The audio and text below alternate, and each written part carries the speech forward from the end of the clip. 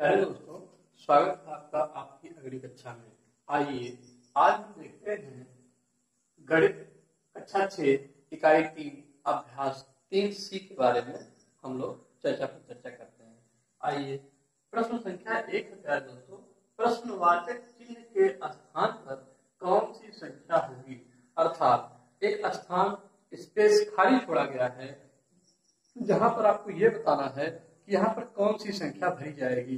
प्यारे दोस्तों, आप ये देखिए, एक फूल के तरीके से बनाया गया है।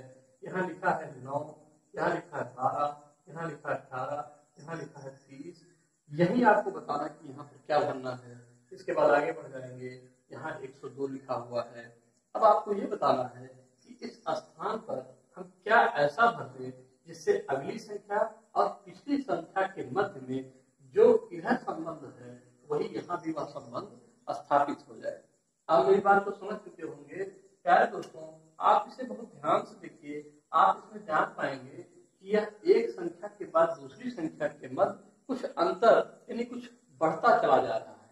उस बढ़ने की क्रिया को समझने के लिए आपको दो तीन चीजें ऐसी हैं जिससे वो बढ़ सकती है। जैसे आप जानते होंगे, किसी संख्या में कोई चीज जोड़ दिया जाए, जैसे मान लिया जाए प्लस कर दिया जाए, 1 2 3 4 जो भी हो प्लस कर दे, तब वह संख्या क्या कर सकती है?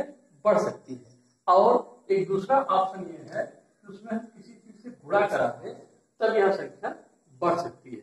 अब इन्हीं दोनों के सहारे आपको आगे जो भी करना है वो करना होगा।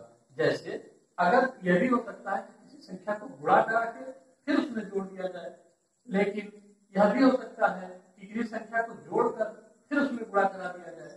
इन्हीं दोनों के सहारे कुल मिलाकर उसको जोड़ा और घटाया जा सकता है। यह भी हो सकता है कि संख्या को गुणा किया जाए, उसके बाद फिर उसमें घटा लिया जाए आगे चल के।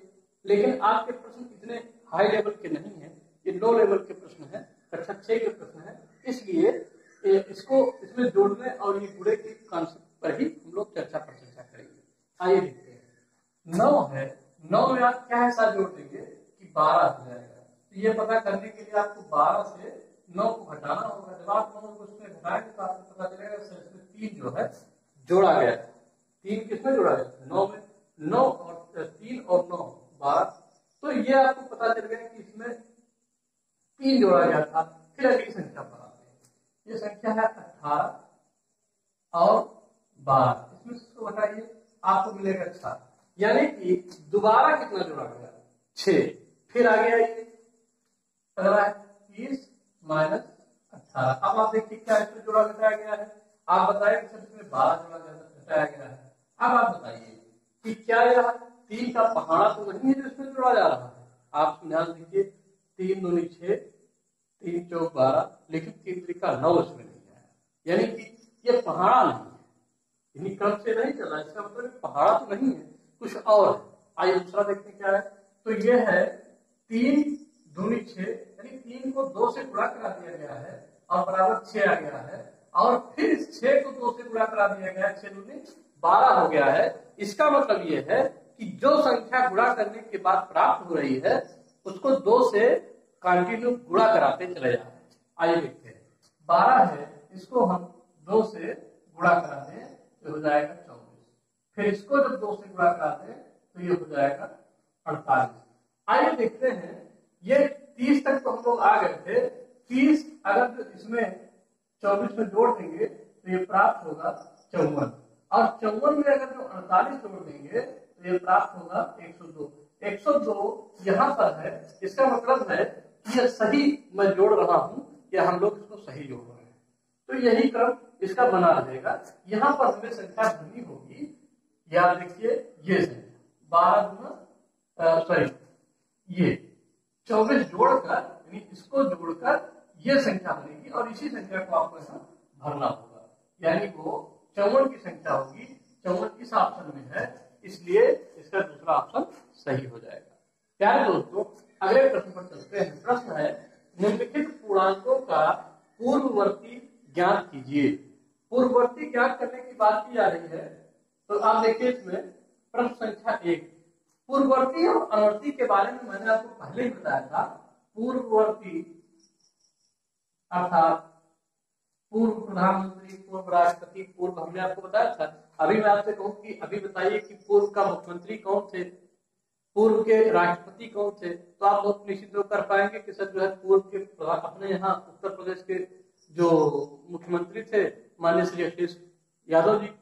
इससे पहले आपसे मैं कहूँ कि पूर्व के प्रधानमंत्री कौन थे, आप बहुत निश्चित कर पाएंगे कि सर डॉक्टर मनमोहन सिंह जी थे। तो आप जैसे पूर्ववर्ती का मतलब वो इससे पहले की बात मैं आपसे पूछ रहा हूँ, तो आप जैसे पहले की बात आपसे कही जाए तो इसका मतलब है कि किसी संख्या यानी किसी भी जिसके बारे में आपकी पूर्ववर्ती पूछी है उसमें से घटा लेना है।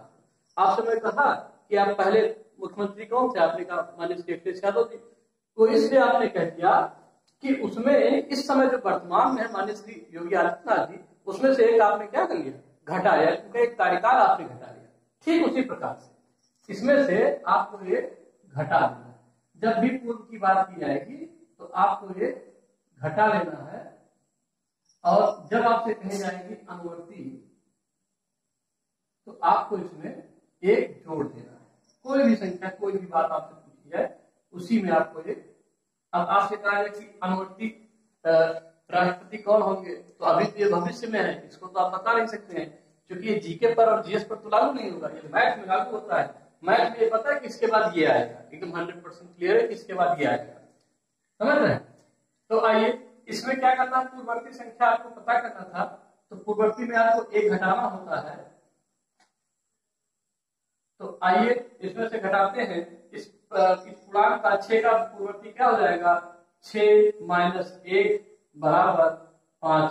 ये इसका हल हो गया। इसमें बताइए क्या होगा, -4 माइनस 1 बराबर, बताइए इसका क्या होगा। क्योंकि ये पहले से ही माइनस में है, यानी 4 रुपए आप कर्जा थे, 1 रुपया और कर्जा हुए, तो कई रुपए आप कर्जा हो गए, आप कर्जा हो गए 5 रुपया रहेगा तो माइनस, इसलिए क्योंकि आप अभी भी कर्जा ही है, लेकिन रुपया कितना हुआ 5।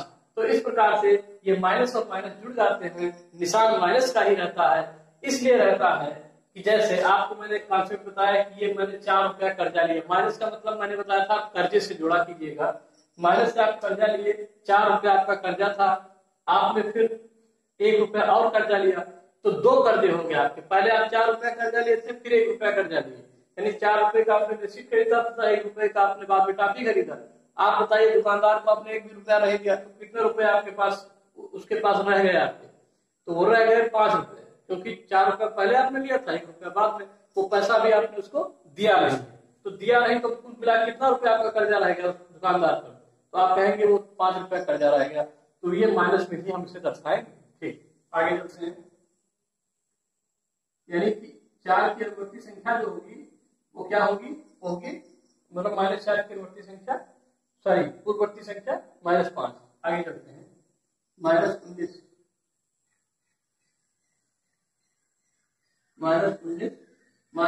में भी यही होगा, -1 में घटाएंगे तो ये हो जाएगा -20। इसे आप समझ चुके हो, कॉन्सेप्ट को आगे बताते चलते हैं। -996 -1 बराबर क्या हो गया, -997। 0 में 0 -1, तो इसकी अनुवर्ती संख्या पूर्ववर्ती संख्या क्या हो जाएगी, -1। अब आप इसमें थोड़ा सा आपको कंफ्यूजन हो सकता है, यहाँ तक तो कोई कंफ्यूजन नहीं, क्योंकि आप इसको समझ चुके हैं। यहाँ आपको कंफ्यूजन हो सकता है कि सर 0 का कैसे -1 हो जाता है। मैंने आपको एक रेखा चार्ट में पढ़ाया था, तो मैंने आपको बताया था ये बीच में 0 होता है, और इधर बढ़ते हैं 1 2 3 4 5, इधर आते हैं तो -1 -2 -3 -4, इस प्रकार से। तो ये इधर तो क्या लिखते हैं, अनुवर्ती लिखते हैं, और इधर क्या लिखते हैं, पूर्ववर्ती लिखते हैं। एक संख्या के बाद एक संख्या, देखिए आप यहाँ आप समझ लीजिए, लिखिए -4, यहाँ देखिए -4 है, इसके बाद देखिए आगे जब आएगा संख्या तो -5, तो 4 से पूर्ववर्ती के इधर देखिए, मैंने कहा था आपसे इधर पूर्ववर्ती लिखते हैं, इधर अनुवर्ती लिखते हैं, 0 से इधर अनुवर्ती लिखते हैं। अब जब आप इधर की तरफ बढ़ रहे हैं, देखिए एक के बाद एक संख्या बढ़ती जा रही है, लेकिन जब इधर बढ़ते हैं तो संख्या तो बढ़, लेकिन वो माइनस में बढ़ रही है। अब आप देखिए -4 की पूर्ववर्ती संख्या क्या आई थी, यही तो आई थी, इधर ही तो हम लोग बढ़ रहे हैं। तो बस उसी प्रकार जब ये 0 है, तो 0 से जब ये पूछ क्या रहा, पूर्ववर्ती, तो पूर्ववर्ती में जब आप इधर बढ़ेंगे तो ये संख्या आपको प्राप्त हो जाएगी, यानी कि इसका क्या होगा -1। मुझे लगता है कि आप इसे बेहतर समझ पाए होंगे। यदि आपको किसी प्रकार कोई दिक्कत है तो आप प्लीज कमेंट करके मुझे सूचित करें।